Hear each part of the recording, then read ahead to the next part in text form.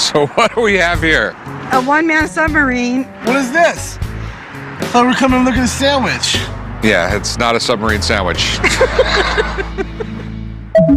I'd like to ask you to give this video a thumbs up if you're a fan of Pawn Stars, join the notification squad by subscribing and hitting that bell notification on, but also, don't forget to comment down below saying I subscribed to enter our monthly shoutouts, and we'll make sure to reply and thank as many of you as we possibly can. Hope you enjoyed the video. There's no denying that running a pawn shop is no easy feat, as people always try to squeeze more money out of you, and there's always a threat of getting robbed and scammed. Despite this, the guys from the Gold and Silver Pawn Shop usually come across as laid back and try to be as friendly as they can, but at the end of the day, they're not in business to make friends, but earn money. Rub them the wrong way, and you most probably won't have another chance of entering Gold and Silver Pawn Shop. So in today's video, we'll be looking at 5 people who actually managed to get themselves banned from the pawn shop for whatever the reason. The following person that was banned from entering the pawn shop wasn't even a customer, but Rick's adversary and in a way, a colleague. Ever since Pawn Stars aired and turned out to be a goldmine, many copycat shows sprouted around in order to piggyback on its success and cash in on the show's popularity. Even though the critics called Hardcore Pawn a blatant ripoff of Pawn Stars, it is certainly the most successful one. In contrast to Pawn Stars that focuses on the historical or pop culture items being bought and sold, Hardcore Pawn is all about controversial items, like a weird gynecologist table for example, and the drama that includes clashes between Seth and Ashley, Les's constant search to make profits, and ill-tempered customers. However, this doesn't mean that there weren't any feuds between the cast of the two shows. When asked if the show had any relationship with the Pawn Stars by the radio host, Les stated that he tried to visit them while he was in Vegas, but was snubbed. Apparently, Gold phoned the Harrisons to let him know that they were coming, but Pawn Stars never waited for them. Bitter, Gold proceeded to take a jab at the Harrisons by claiming that the Pawn Stars are scared of them because they're better and more fit than they are. Moreover, Les has criticized Rick and Pawn Stars on other occasions as well, because of the educational angle of the show. According to Les, Rick's lessons in history do not reflect the reality of the daily activities of a pawn shop, which was, in his eyes, the ultimate proof that the Pawn Stars is staged. Now, even though people eventually got tired of the Gold family and True TV pulled the plug on the show because Hardcore Pawn never really got close to Pawn Stars in terms of popularity, after everything he said, it's easy to see why Les Gold would be an unwelcome guest at the Gold and Silver Pawn Shop. In the show's episode titled Sub for Sale from the 4th season, a woman named Lynette brought an unidentified personal model of a submarine to the Gold and Silver Pawn Shop. Lynette said that she had obtained the sub from an unnamed person who had it sitting in their yard and had asked her to take it away. Straight away, Rick commented that it's hard to imagine that someone would just give her the submarine because the new one cost over $100,000. As they started haggling, Lynette asked for $25,000, so Rick asked her if she realizes that they're in the middle of the desert, to which she replied, yeah, but there's lakes and stuff. So what do we have here? A one-man submarine. Wow! I wanted to get 25 grand. You do realize we're in the middle of a desert, right?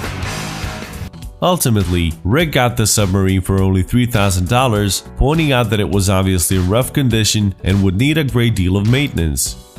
That would have been the end of the story, but unfortunately for Rick, it turned out later that the submarine was stolen 5 years earlier, and the lawyer of the submarine's original owner saw the episode when it aired on TV. Eventually, Rick had to part ways with the sub as it was returned to its wealthy owner who reportedly resided in Rancho Mirage in California. A retired truck driver, whose sister worked for the submarine's owner, was hired to head out to Vegas, retrieve the stolen sub, and haul it back to California. Speaking to Victorville Daily Press, the man revealed that such thefts are not really uncommon in California, saying that this wasn't the first time he's moved something like this. In the end, Las Vegas police gave a statement in which they said that Lynette appeared to be unaware of the fact that the submarine had been stolen, and that it was unclear if there were any leads in the case. Even though Lynette unknowingly participated in dealing of stolen goods, there's no doubt that she has been banned from entering the Gold and Silver Pawn Shop, just in case. As you know, the pawn shop has to enter every item they are offered into a database that is regularly reviewed by police, and whenever something turns out to be stolen, the police will come and get the item from the pawn shop and return it to its rightful owner. This is also what happened when a man dressed in a fancy suit came to the Gold and Silver Pawn Shop and offered Rick a pair of diamond earrings of the finest quality one day. The pawn shop owner naturally made further inquiries about how the seller obtained the earrings, but because the man had all the right answers and could even produce a receipt, they came to an agreement and Rick paid the not-so-small sum of $40,000 for the jewelry. However, only 3 days later the police came to the pawn shop and informed him that the earrings had unfortunately been stolen. The gold and silver pawn shop obviously gave them back to the owner, and the thief was quickly arrested, but the Harrisons' money was lost, and according to Rick, this was the biggest bust he had ever had in the pawn shop to this very day. Needless to say, after the incident, the man was banned from entering the pawn shop ever again, even though it's unlikely that he would visit the scene of the crime one more time. Still, you never know, there's always tons of dumb ones out there. One time, a young man named Chris came to the pawn shop carrying a Hudson Bay gorget, a piece of armor that covers the throat to protect it from injury that he believed was made at some point in the 1700s. The old man was behind the counter, and when he heard about the item, he called Rick to come and take a look. Funny enough, when Rick approached his father, much to his amusement, it turned out that the old man called him because he had no clue what the item was, not because it was something extraordinary. When Rick asked the young man what he knew about the item, Chris confessed that he didn't know much, as his father got the item on an auction. Rick then asked him if he knew how much his dad paid for it, and Chris surprisingly replied, a second mortgage in his house.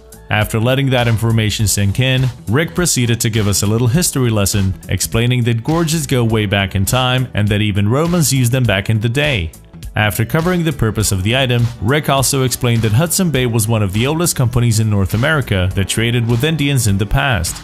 After taking a jab at his dad, Rick began inspecting the item, saying that it may have been a trade piece to the Indians since the glass beads and the necklace were made of Phoenician glass.